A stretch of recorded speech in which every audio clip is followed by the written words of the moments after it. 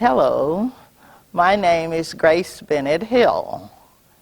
I'm a member of Lone Star Assembly number 19 of San Antonio, Texas. I am also a chartered member of QB Horton, Order of the Eastern Star, and I am a member of Musa Court number 119, the Daughters of North and South America, which is an auxiliary of the Musa Temper Shriners, Prince Hall affiliated. I am a native of the state of Louisiana. I was born, raised, and educated in St. Landry Parish, Louisiana. The city was Washington. My parents are now deceased, but they were Peter Bennett Sr. and Leola Harris Williams. I am the oldest of 5 children.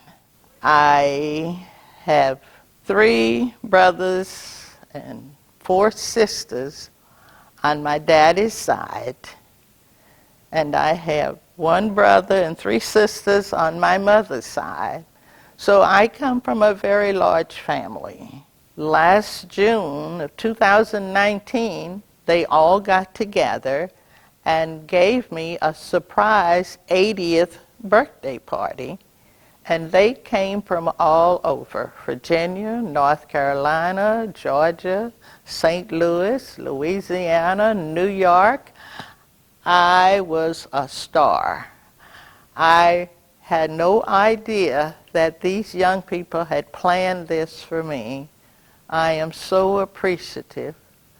I have tried to be the big sister to all of them since our parents are now deceased. It hasn't always been easy being the peacemaker, but I have tried very hard to keep everybody together, and it has worked, and I found out just how important I was to them when they all showed up in San Antonio, Texas on June the 8th and gave me a surprise party. I cried the whole time the party was going on. I had no idea that I was loved that much. My husband was a Prince Hall Mason. He was a Shriner. My husband was the Worship Master of Bluebonnet Lodge, number 192. He was also the Hospitaller for the Lone Star Consistory. He also was a District Deputy Grand Master for District 19 of Prince Hall Masons. So I became a member of these organizations because of his affiliations. When I came along in 1970, the women, the wives of the Masons were encouraged to become members of these organizations so we could share with our husbands in what their activities were all about. And it worked out good. There were quite a number of us. But most of us were wives to these Masons. And we got to travel with them and do things. We had social functions. We did a lot of things together. And we tried to pass it on to the younger people that came along after us because it had been passed down to us from the older ladies before us. And I still do it. I still try to encourage the wives of our younger Masonic family to become a part of these organizations. That way, when your husband leave home and say he's going to a meeting, you know what kind of meeting he's going to because you are also part of that affiliation. And I encourage most wives, if you can, You don't have to get into all of them. At least get into one so you'll have an idea of what is going on in your husband's life. Now, I don't know if that is encouraged now, but I would like to see it done more often because it really helped most of us. It really did. Back in 1970, most of the younger ladies were very active. At one point, I was the treasurer of the daughters. I held that position for right at 10 years. We were able to win the National Treasure Award for at least 7 times because our books were so in order. We had problems, but they were worked out. And I would like to see this continue, especially with the ladies. The men don't have a problem. They have it going on. In the Eastern Stars, before I became a chartered member of QB Horton, I was a member of John Miles' chapter, Order of the Eastern Star. My worthy matron was Mrs. Irene Miles. She was the widow of the late Worshipful Master John Miles. And she held this group together. She had just a group of young ladies. They taught us how to act as ladies and be ladies. It was very, very important that we not did anything to bring any kind of embarrassment on this organization. When you say final women, this was the epitome of final women. These older ladies took the younger ones under their wings and they taught us everything. If they saw us doing something wrong, they encouraged us to back off. But we were so frightened of these older ladies, we weren't going to do anything. We had so much respect and love for them. We wanted to be like them. And there was nothing like Irene Miles, Lucille Boyd, Lee Mae Mosley, Lida Demery. These ladies made you toe the line, and we loved it. We loved every minute of it. And the highlight was going to the conventions. We had such a wonderful time. At that time, we had one lady, her name was Myrtle Johnson. She owned the Johnson's barbecue place on the west side. And we were told that the only people she catered to were the people in Bexar County Courthouse. Doctors, lawyers, judges. And Mrs. Johnson was the treasurer, the state treasurer for the Eastern Stars, for the state of Texas. San Antonio had some pretty powerful women in those days. There was Hazel Rhodes, Grace Thomas, Maddie Brown, and of course we had Lucille Boyd, who became the imperial commander of the daughters. She traveled all over the United States and Europe. She opened several courts in Europe. We really had it going on. And I wish we could get back to some of that. It was great. After I joined the Eastern Stars, I became a member of the Golden Circle. You had to go in line. The Eastern Stars were the first order. The Golden Circle, which was the auxiliary to the 32nd and 33rd degree Masons, and you could go to it only if you were an Eastern Star. You couldn't just go there. You had to be an Eastern Star in order to join the Golden Circle. When I became a member of the Golden Circle, there were ladies in there like Mrs. F.E. Lewis, the owner of Lewis Funeral Home. There was Mrs. Duncan. I can't remember her first. Willie Mae Duncan. Willie Mae Duncan was the owner of Collins Funeral Home. We had a lot of prominent business women in this organization, and we had the Johnson sisters who owned the barbecue place. Most of these people were business women, and they encouraged us. Once you became a member of the Golden Circle, you really didn't want to get involved in anything else, because that was the highest of the highest. And that one was so religious. There was Mrs. Todd. Her husband was the commander-in-chief of Lone Star Consistory.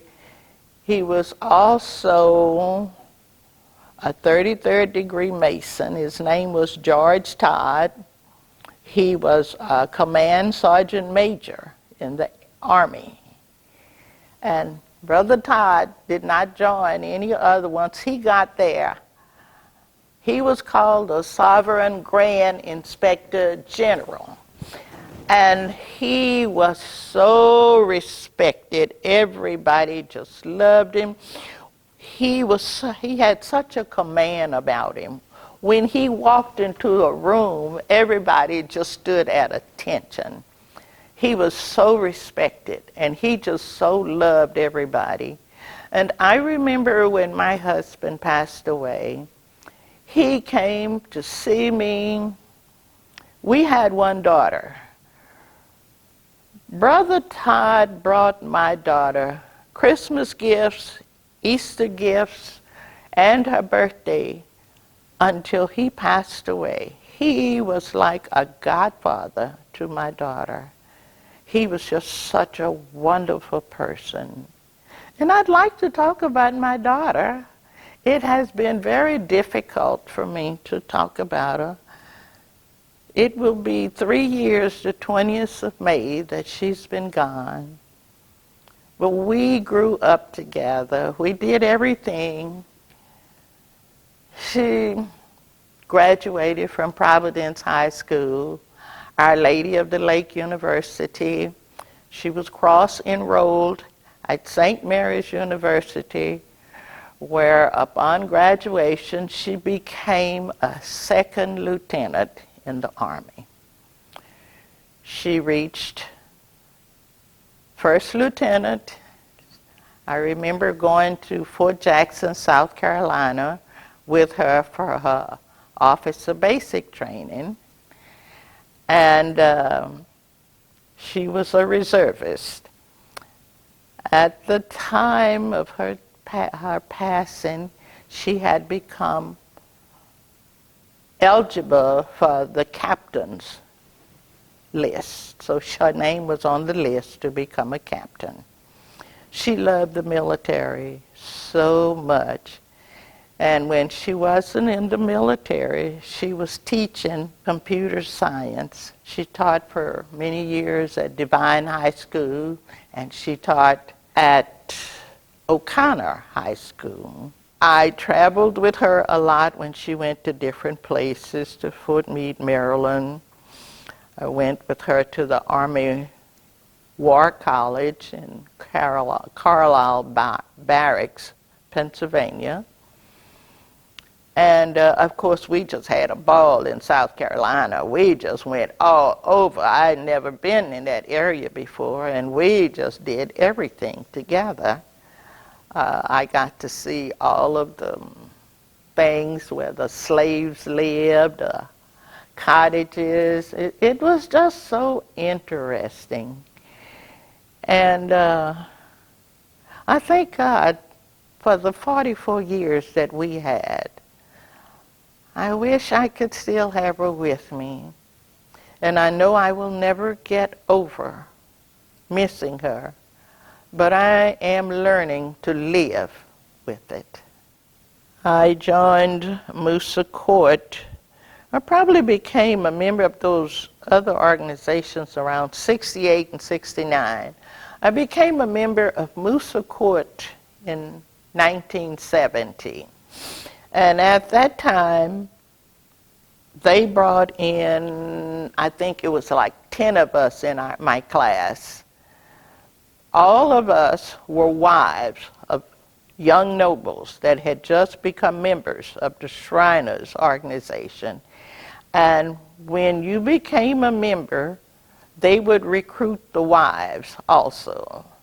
And so we became members, and some of the members were Daisy Ford, who was the wife of James Ford. We had Willie Mae McVeigh, who was the wife of Norris McVeigh. We had Leola Jackson, who was the wife of Gosha Jackson. And I can't remember some of the others, but there were quite a group of us. But we were all wives of the young nobles that had just become a member of the Shrine Temple, and they wanted the wives to become involved. We were told that this was not the same as the Golden Circle or the Eastern Stars, and that this organization was more of a social club. So this group had dances, they had backyard parties, and different things, and we enjoyed it. But this was just part, Musa Court and Musa Temple was more of a social group. And that's what we did. We socialized. We had big dances. We had big affairs. Once a year, they had a Shriners Ball. It was held in different venues. The ones I remember the most were held downtown at the Municipal Auditorium. You'd have to go way back to remember the Municipal Auditorium, because that is now called the Tobin Center. But at that time, we were at the Municipal Auditorium. We had huge affairs. I mean, big, 500 people back in 1970, 1,000 people. And we had dances. People came from all over. And then the ladies got so good that we had several commanders' balls. Our balls were held at La Villita. And the nobles stood on our receiving lines for us, and we had a good time. It was just a good time at that time.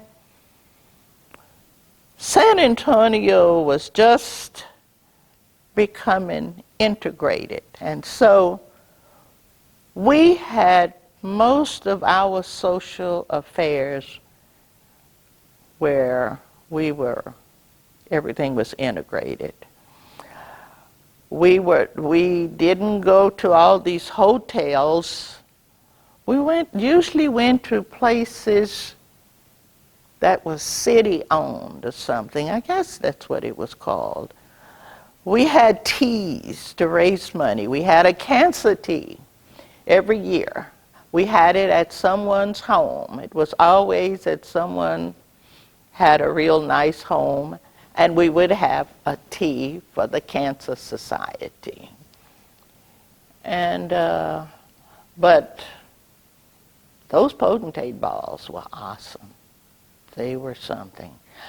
The 50th anniversary of the Prince Hall Shriners was held at the Convention Center in the banquet hall, which I think held between about 1,000 people, I'm not sure. That was a banner, white and gold, that said 50th anniversary. And that place was packed. It was a 50th anniversary. I remember that so well. Everybody was just ecstatic. We had city councilmen, the mayor, everybody showed up for that 50th anniversary ball. Lucille Inman Boyd and Frank Boyd were my foster parents. When my husband and I first came to San Antonio by way of the military, they didn't have any children, and they decided they wanted us to be their foster children. We had no children, so we didn't have any parents here, any family here, and they became our family. Frank Boyd was the potentate of the Shriners. He was also the first deputy of the desert for the Shriners. He was also a past master of one of the lodges. I can't remember what one, but he was a past master of a lodge also. And then Lucille became the imperial commandress of the Daughters for North and South America. She traveled all over. She had her headquarters right down on Chestnut Street in the Lodge Hall. This is where the Prince Hall Masons met. It was a hall between Commerce and Houston on Chestnut Street. And this is where the Daughters had their national headquarters. She went to Germany and opened several courts over there. And one particular court that she opened, Tina Delgado was the wife of a serviceman, and she made Tina Delgado the commandress of that court. 20 some years later, I would say in 2000, this was Mama Boyd was the commandress from 1972 to 1974. And between that time, she opened these courts in Europe. And Tina Delgado became a commandress of one of those courts. Well, in 2000, Tina Delgado had risen in status and through the ranks.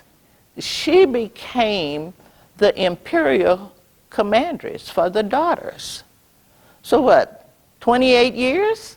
And she was now the daughter, the commandress of the Daughters. And she had been brought along by Daughter Boyd. So everybody knew her. And when Moosa Court got in trouble, and we did get in some serious trouble in 2000, Tina Delgado was the imperial commandress. And thank God she remembered how she got to where she was. And she rescued Moosa Court. And for that, I'm very thankful and grateful to her. I don't know if she's still in Atlanta. I don't know where she is now.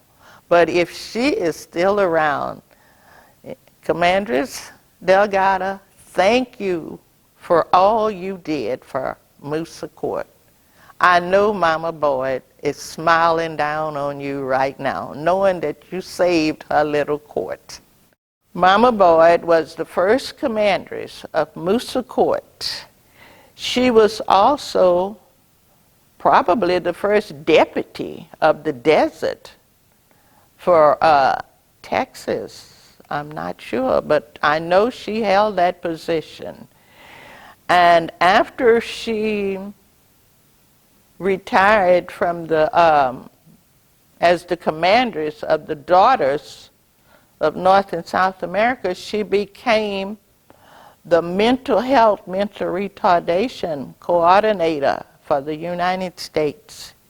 And that was her project she worked on after she was no longer Imperial Commanders. When she passed away, she was still holding that position. She was a founding member of the Zeta sorority.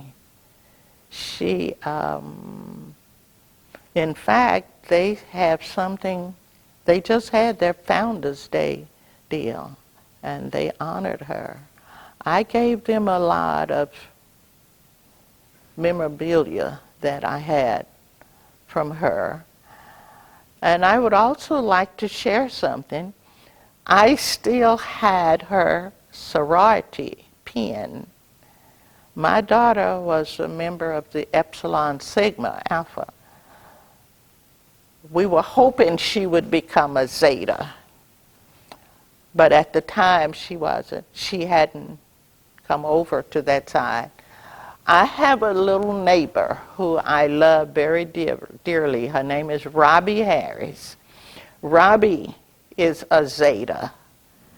And a month ago, I presented Robbie with Mama's Zeta's pin. And she said, "Are you sure?" I said, "I want you to have it. Mama would want you to have it."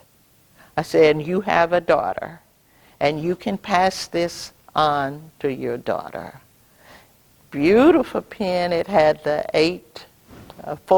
2 rows with little white pearls in it.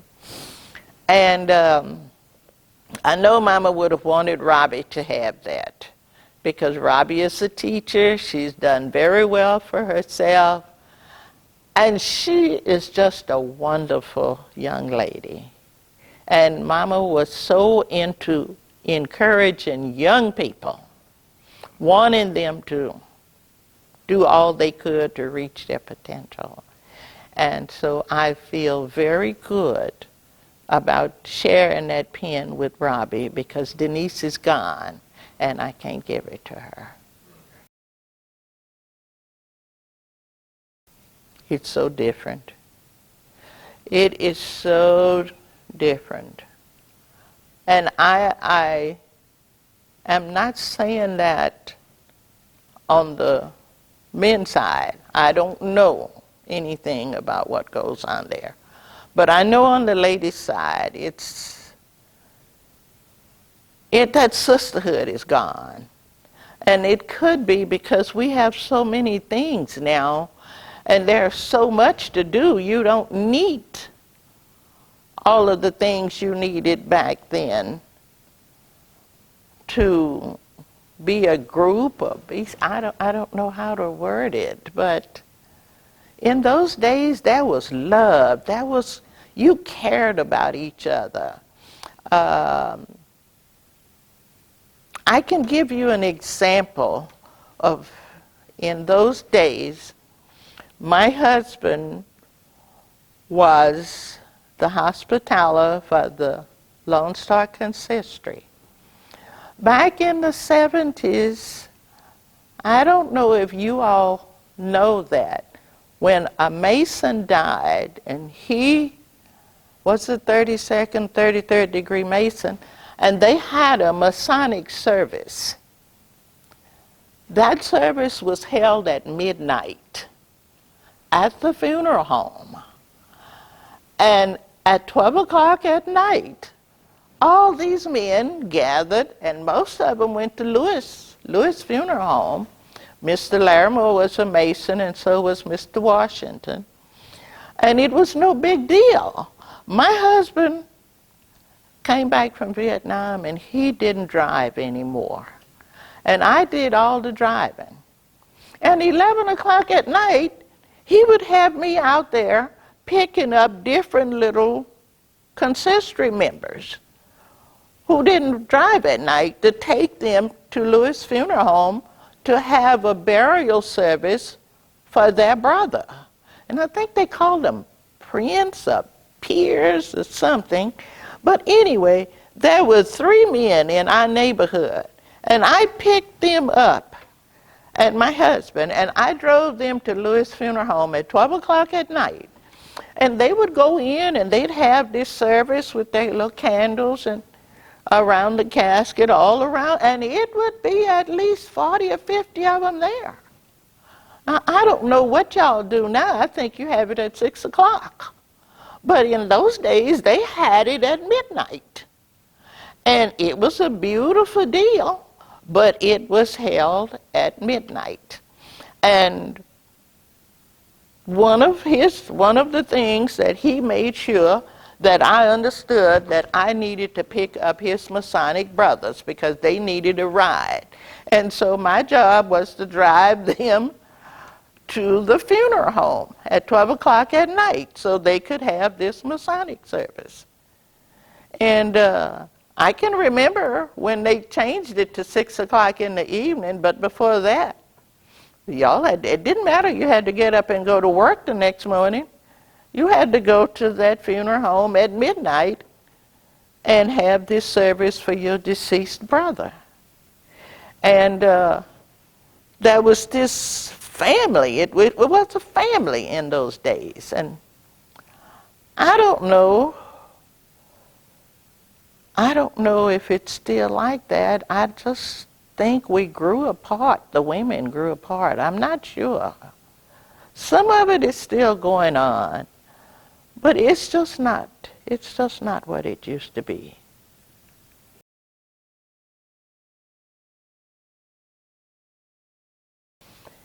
He was Mr. Jernigan. He knew everything and everybody. I think he was on a first-name basis with the governor.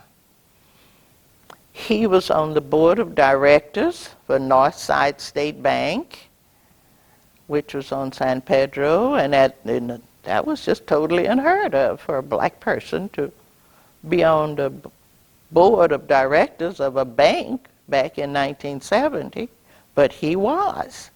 And if any Mason got in trouble, he was always there to help them. He was the worship master of a lodge. He was very active. He owned a lot of property in San Antonio. He did a lot of things. He had a friend. He was also a past master and had been a district deputy. His name was R.D. Connors. He came here, I think, out of a Masonic lodge in Del Rio. And Mr. Connors and Mr. Jernigan were buddies. And they were always at my house playing dominoes with my husband. Mr. Jernigan was, I don't know how he came about being the owner or whatever of the Lodge Hall on Chestnut Street. I don't even remember the name of that hall anymore, but that's where all of our meetings were held. And I know they used to travel. Lawrence Foster, Bill Woods came along in those days. They would know a lot of the history about Brother Jernigan, but he was into everything, and I have been told that he would just stand up and challenge the Grand Master. I didn't go to know about it. I heard them talk about how he would stand up in a meeting and challenge the Grand Master when something wasn't right. So I don't know. But he was a very sociable. I don't ever remember him being a Shriner. He could have, but most of his stuff was done with the Masons, the consistory, the 33rd degree, and the Masons. I don't remember him. He may have been like Brother Todd. Maybe he wasn't, because in those days, a lot of these older members, the Shriners was considered a social club. And they weren't into socializing like that. And they better not catch you drinking. They'd throw the book at you. You were not allowed to drink. They told me that in consistory meeting, it was like going to church. Now, I don't know this. I heard that with them, it was like going to church. I am currently a member of New Covenant Missionary Baptist Church. I've been there for 10 years. Before that, I was a member of Friendship Baptist Church for 40 years. I'm pretty active. I've been an usher for over 50 years. I still usher at my new church. I sing with the women chorus. I am very active in the mission.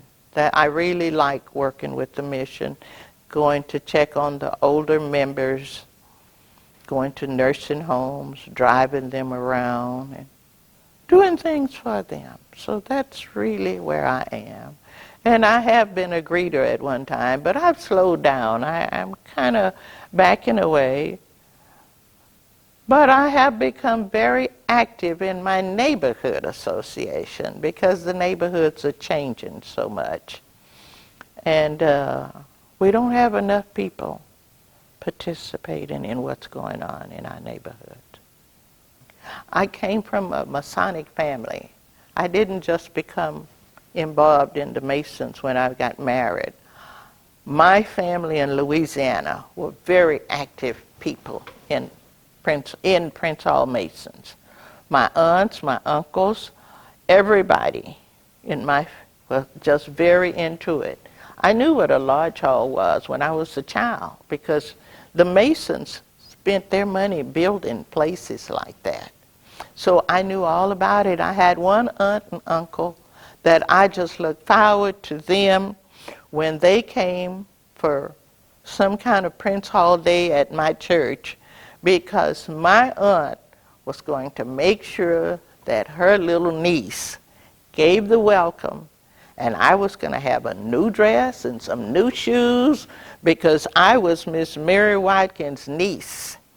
And I had to be dressed up so that I could get up there and welcome all of these people. Louisiana, they really pushed Masonry.